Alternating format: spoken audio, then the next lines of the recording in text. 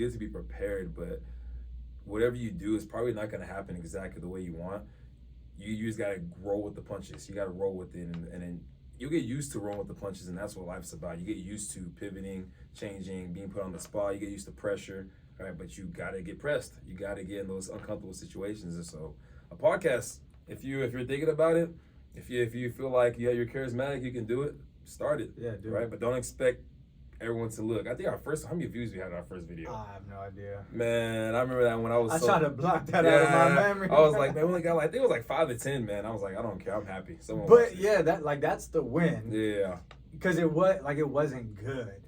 Yeah, it wasn't good. It wasn't good. Like it was good enough Yeah. to get started, but that's why people like in life, that's whatever your starting point is, like that's the measuring stick. So you always want to just increase from there. Now we're almost 70 episodes in. Yeah, if we bro. watch this episode and the next episode, or not next episode, the first one, completely different, completely night different and style. day. And that's the whole point of doing things over and over and over again, strategizing. Hey, how can we get better? What can we do differently? But that's what life is. Like our podcast is what opened the door for us. That's what I'm saying. That's the value of Yeah. having a podcast. The doors being open. But Absolutely. if you're trying to grow a brand, business, dude, have people love talking about themselves.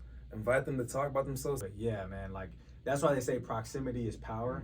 And like podcasting has been such a great tool for getting around that proximity of people that are doing things that we didn't even think of doing it in the manner and how they do it, right? And then being around his team and just watch and ask questions on how they do things, what their organizational structure is, like their pricing, all of that like impacted us more than the interview. And so, bottom line, just If you're thinking about it, do the podcast. Do it. But if you don't want to do a podcast, we'll go on to the podcast. You don't have to host it, absolutely. so but use it as a tool. Look, we cry by the